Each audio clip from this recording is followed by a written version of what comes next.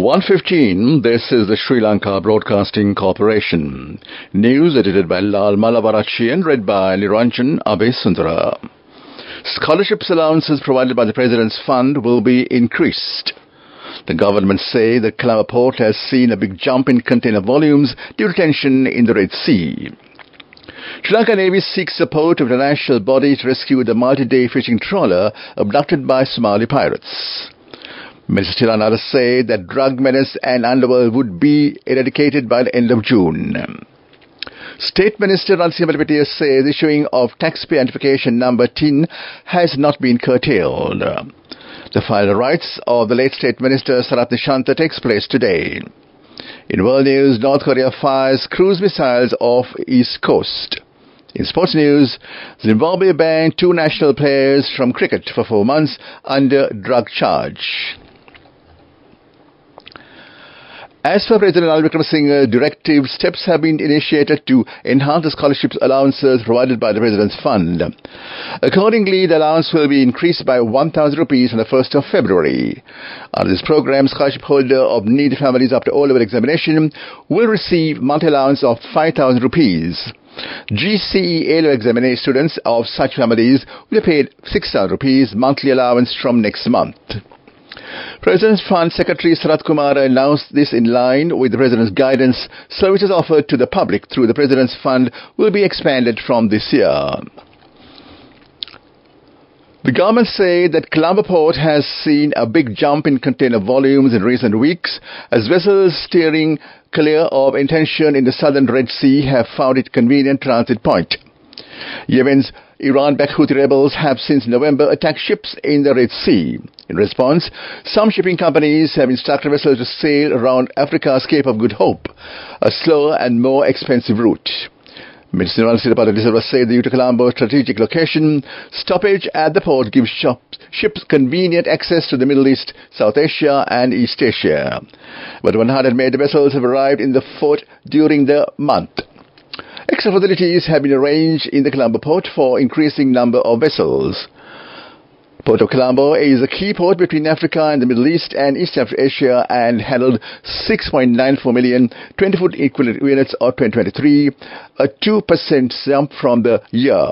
In December, the number jumped by 15%. Over the last 4 to 6 weeks, shipping lines requested more berthing windows at the port's 3 terminals and transshipment volumes. Sri Lanka Navy said supported international bodies are requested to rescue the multi-day fishing trawler, which reportedly has been abducted by Somali pirates with 6 crew members aboard. Sri Lanka Navy expects 11 stakeholders to rescue the fishing trawler along with Sri Lankan fishermen. Meanwhile, the government is to hold talks with Somalian government tomorrow in this connection. The Lorenzo Puta 4 multi-day fishing trawler had set sail from Dikkovita fishing harbour in Chilau on January 12th. A total of 803 more suspects have been arrested by Sri Lanka's police and security personnel with a 24-hour window ending at 12:30 am today as a part of the ongoing countrywide anti-drug operation Nuclear. According to the Ministry of Public Secretary, the narcotics taken into custody during the period include 200 grams of heroin, 100 grams of crystal methamphetamine ice and 169 narcotic pills. In the public awareness program held in the Gambo area, Minister Tiran Alan said that many drug dealers and criminals have taken into custody by the Yuktia operation currently. Some have hidden in the country and overseas at present. The operation will not be stopped at any unexpected circumstances. He stated that the target is to eradicate the drug menace and the underworld by the end of June. This news broadcast comes to you from the Sri Lanka Broadcasting Corporation. State Minister of Finance Ranil said issuing the taxpayer identification number TIN has not been curtailed. It will be continued with the assistance of Department of Registration of persons using the national identity card numbers. Addressing the meeting in Roanville area today, Minister said that the TIN will be issued using a database of 50 million of the 18-year-olds in the country. The Minister said a complete database on the state revenue would be created after the introduction of the digital identity card in future. The final rites of the late State Minister Sanath Inashanti Pereira will take place today at Arachikattua Raja Kadilwa Catholic Cemetery. The religious ceremony is set to commence at 1 p.m. State Minister Inashanti met An untimely demise last Thursday as the SUV he was travelling in collided with the rear of a freight container truck on the Katnaka Airport Expressway. The fatal accident also claimed the life of Nishanta's personal security officer, Police Constable Jayakodi Anuradha. Sarat Nishanta leaves behind his wife Chamari Pereira and 4 children. The funeral of veteran radio announcer late Nanda Jayamana will take place at the Bodala Cemetery at 5 p.m. this evening. She was the second singular announcer of the Radio Ceylon. She was 91 years of age at the time of her demise. Her remains are now lying at a private funeral parlour in Boralla. That was local news. The main news story is brought to you by Sinhala Veda. The Ceylon Executive Board has directed by the Public Commission of Sri Lanka to submit a tariff proposal. Accordingly, the end-use and bulk supply tariff proposal by the Board of January at March 2024 were received by the Public Utilities Commission last week. The Commission wishes to consult the stakeholders as required on the proposed tariff structure and the associated costs. Stakeholders are requested to provide their comments on the proposed forecast, costs by the Executive Board for 2024, and the proposed tariff structure. Meanwhile, the board said that all comments should be sent on or before the 12th of February in writing via email, fax or post. An oral consultation session is scheduled to be held on 15th of February. That was the main news story. The main news story was brought to you by Sinhala Veda.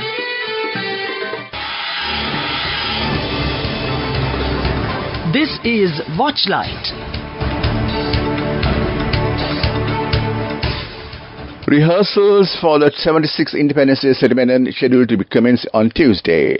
Police Media Division said rehearsal will begin on Tuesday the 30th and continue until February 3rd at the Golface Green.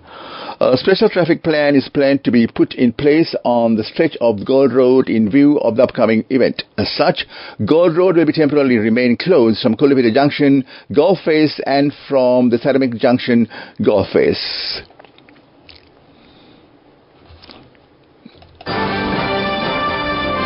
Coming up, World News.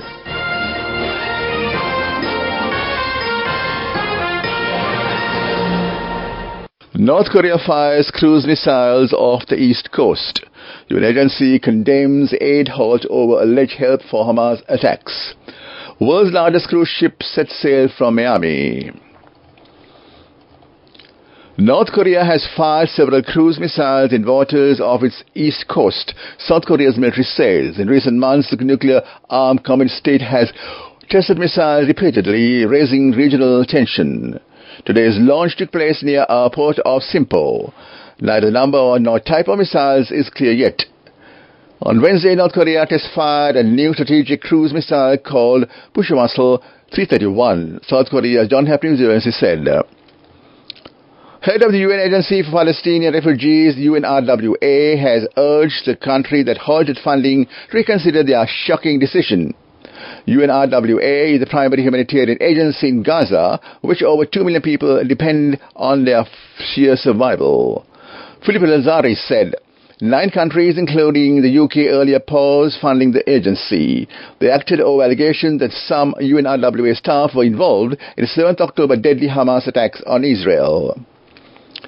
The world's largest cruise ship has set sail from Miami, Florida on its maiden voyage amid concerns about the vessel's methane emissions. 1,097-foot-long Icon of the Seas has 20 decks and can house a maximum of 7,600 passengers. It's owned by Royal Caribbean Group. The vessel is going on a 7-day island-hopping voyage in the tropics. But environmental warned that the liquefied natural gas-powered ship will leak harmful methane into the air. Back to headlines of the world news. North Korea fires cruise missiles off the east coast. UN agency condemns aid halt over alleged help for Hamas attacks. World's largest cruise ship sets sail from Miami. That was world news. Development news. A sum of 90 million rupees has been allocated for road renovation activities in the Hambantota district. Many rural roads are to be renovated under these funds. Tangal and Tisamarama Divisional Engineer Officers of the Road Development Authority conduct the renovation work. That was development news. Moving on with sports news.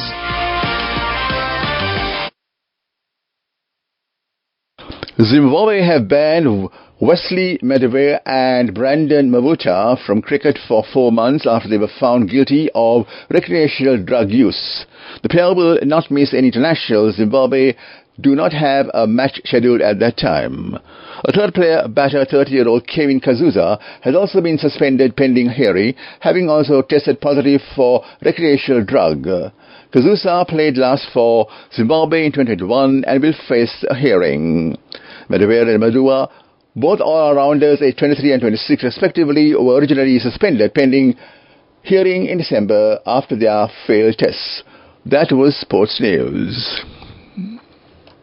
Go ekaktiana youth ekata life eke change ekata niyameta set wenna as wahagena dekapugina habekarana youth ekata niyameta set wenna friendship ekamenna. The all-new NSB Ithru account, NSB IAM, a plan for your dream. Business News, sponsored by National Savings Bank, the safest place for your money. Hela Apparel Holdings plc has announced the acquisition of a major UK-based apparel branding licensing house. The company, which currently trades under the name Focus Brands, is a market leader in the design, sourcing, distribution and promotion of sports, fashion and lifestyle apparel brands.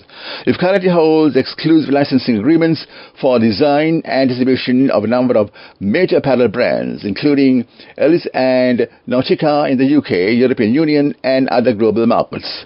That was business news. Business News, sponsored by National Savings Bank, the safest place for your money. Go ekaktiana youth ekata life eke change ekata niyameta set wenna as wahagena dekapugina habekarana youth ekata niyameta set wenna friendship ekamenna. The all-new NSB Ithru account, NSB IAM, a plan for your dream. On the economic news, Director General of the State Enterprises Reform Unit Suresh Shah said that Sri Lanka planned to issue the first request proposal to divest government companies within a week. Sri Lanka has two-stage bidding process where expressions of interest are called and qualified investors are given requests for proposal documents to make financial bids for SOEs. That was economic news. Weather report.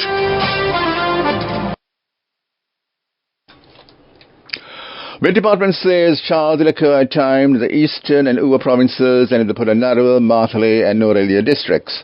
A few showers may occur in the Anuradhapura, Mullaitivu and Hambantota district.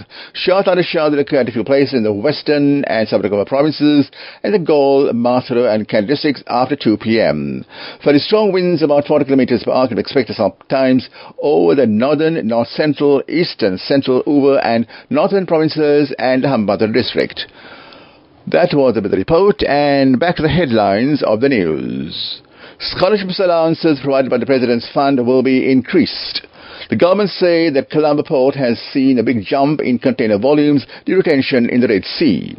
Sri Lanka Navy seeks support of international bodies to rescue the multi-day fishing trawl abducted by the Somali pirates. Mr. Sirana Alas said that drug menace and underworld would be eradicated by the end of June. State Minister Anisha says issuing of the taxpayer identification number TIN has not been curtailed. The final rites of the latest State Minister Saratishanta takes place today.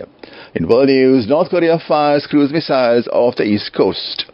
Sports news, Zimbabwe banned 2 national players from cricket for 4 months under drug charges.